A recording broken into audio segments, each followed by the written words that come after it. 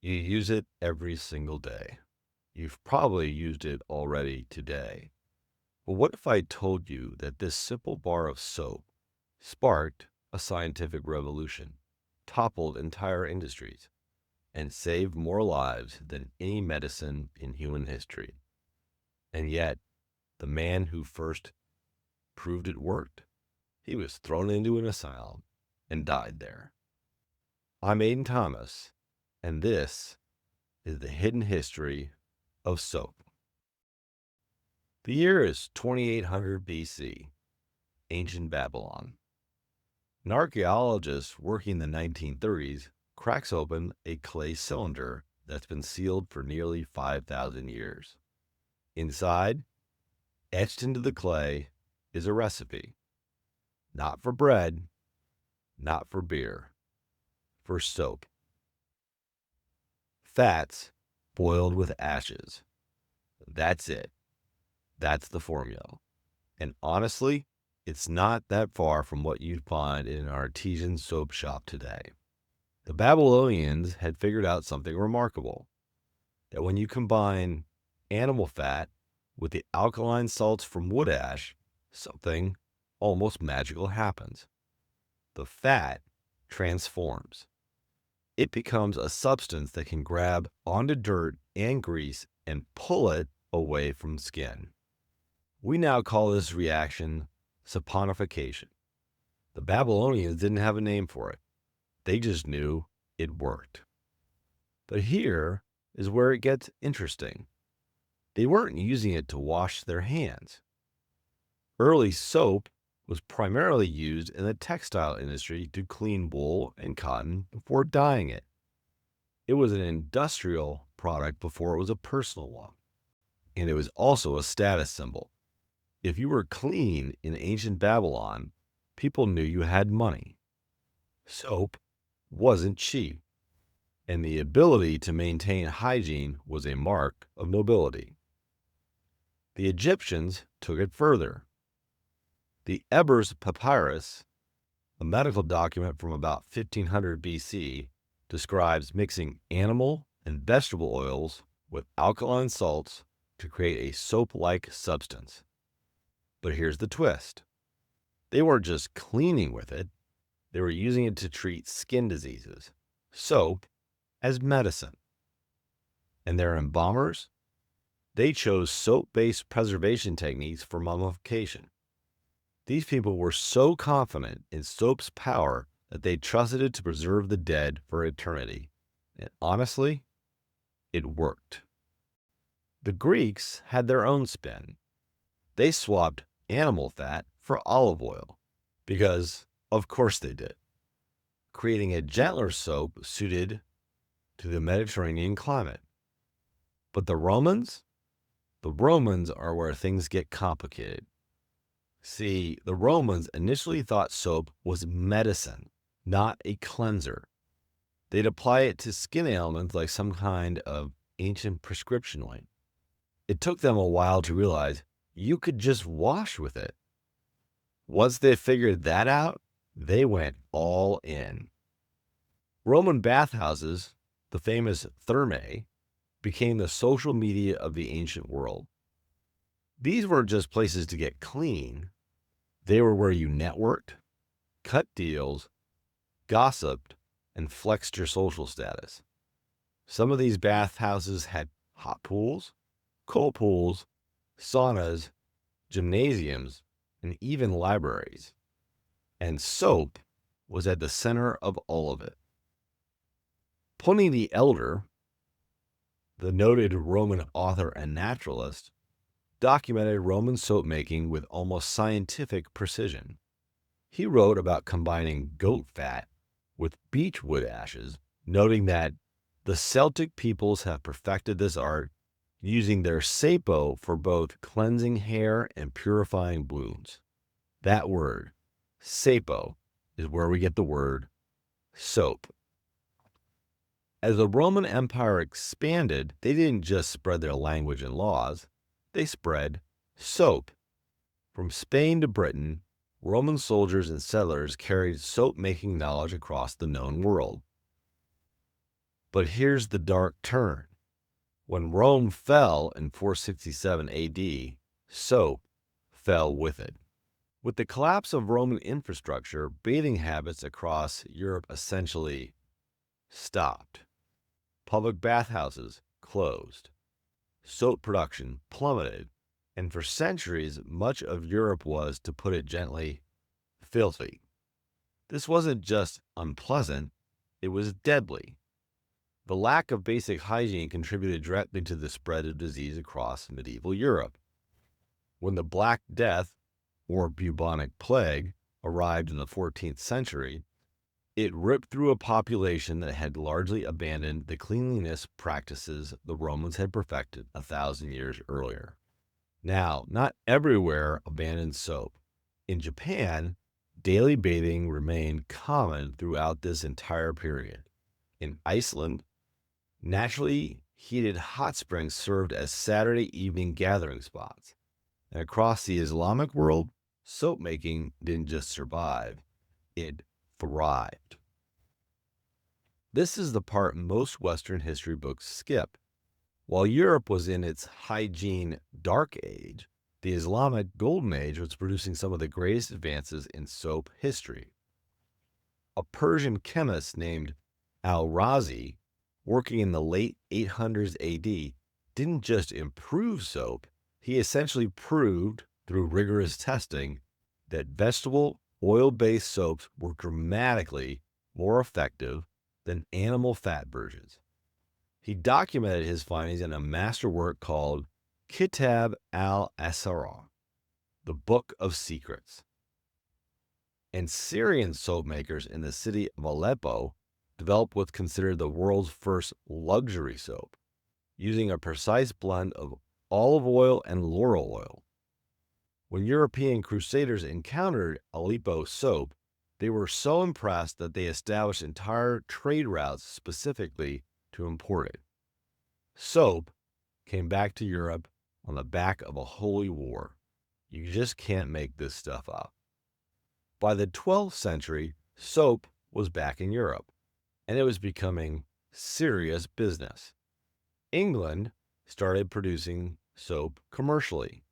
France, Italy, and Spain, with their abundant olive oil, became early manufacturing centers. And for the first time, soap-making guilds appeared. These weren't casual clubs.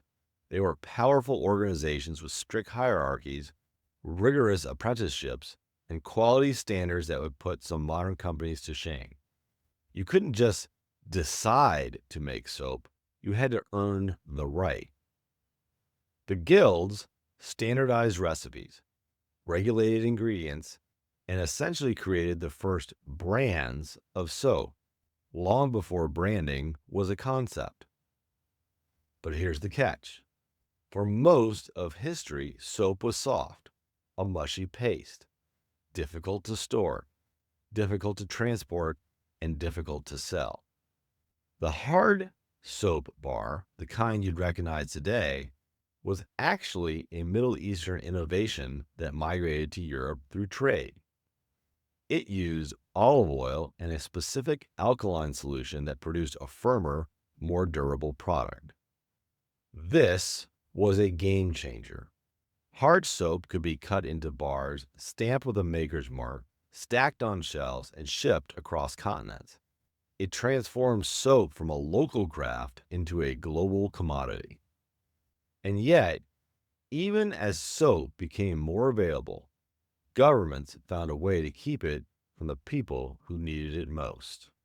For centuries, soap was taxed as a luxury item in England and several other European countries. Clean hands were quite literally a privilege of the rich. It wasn't until the mid-1800s that the tax was finally repealed, and for the first time, soap became truly accessible to ordinary people. This is the part of the story that'll make you shake your head. In Vienna, at the General Hospital in 1847, a Hungarian doctor named Ignaz Semmelweis noticed something that's been right in front of everyone, and no one wanted to see. The hospital had 2 maternity wards. Ward 1 was staffed by doctors and medical students. Ward 2 was staffed by midwives. The mortality rate in Ward 1 was 5 times higher than in Ward 2. 5 times higher. Women literally begged not to be sent to Ward 1. Some prefer to give birth in the streets. Semmelweis started to investigate, and he noticed that the doctors in Ward 1 often come straight from performing autopsies on cadavers to directly delivering babies without washing their hands. The midwives in Ward 2, they didn't do autopsies. They only worked with living patients. Semmelweis makes the connection, and he proposes a radical idea. Doctors should wash their hands with a chlorinated lime solution before touching patients. The result? The death rate in Ward 1 dropped from over 13% to just 1.3%, virtually overnight. You'd think he'd be celebrated, awarded a Nobel Prize. You'd think hospitals everywhere would adopt his findings. You'd think the medical establishment would say, "We were wrong, thank you." They didn't. Semmelweis was ridiculed. Colleagues dismissed his findings. The idea that doctors' hands could be carrying death was seen as offensive and absurd. The prevailing theory was that disease came from bad air, not from person-to-person contact. Semmelweis grew increasingly desperate, writing angry open letters to prominent obstetricians, calling them irresponsible murderers.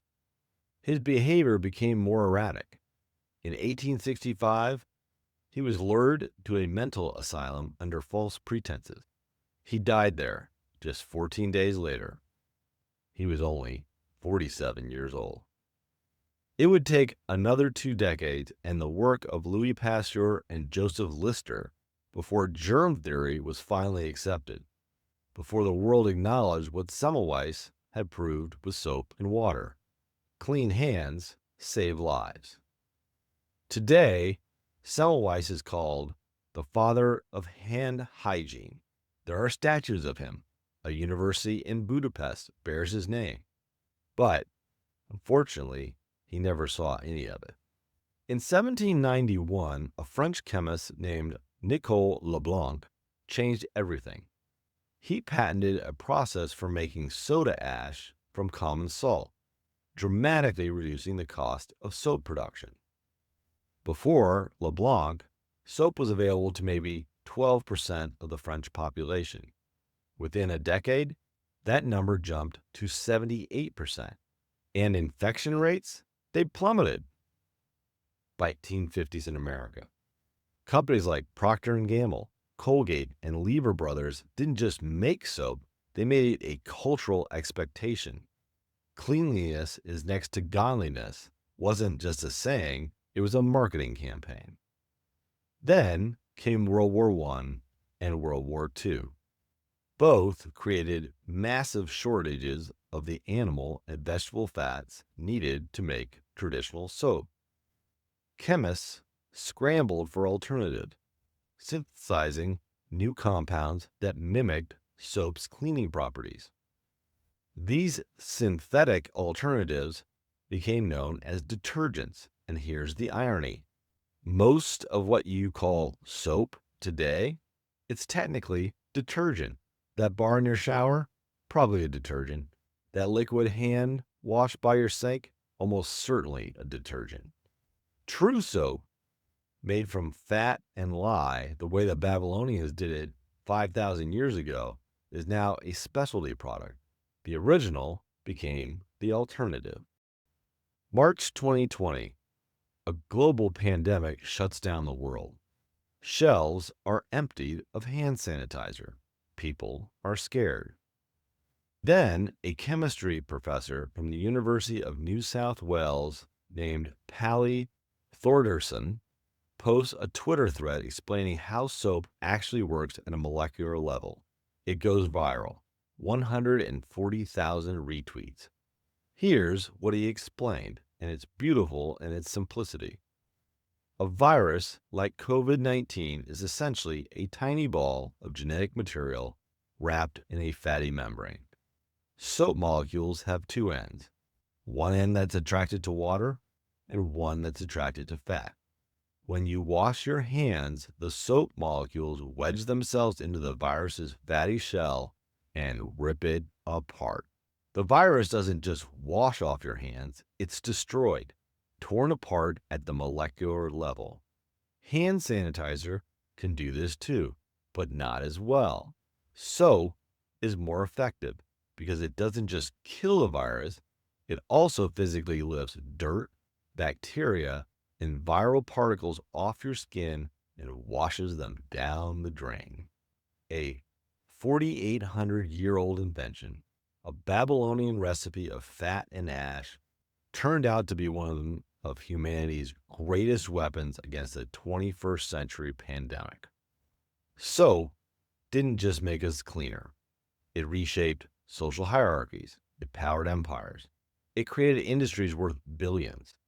It exposed the arrogance of the medical establishment. And when the world needed it most, it was still there. The same basic formula, doing the same basic job. From a clay cylinder in ancient Babylon to the sink in your bathroom, every invention has a secret past. And sometimes the most ordinary objects have the most extraordinary stories. If you enjoyed this episode of Hidden History, make sure you hit the subscribe button and the like button and comment down below for any other stories that you want to hear. Next week, we're being reflective about history. Next week is the history of the mirror. Now take a look around. History is everywhere.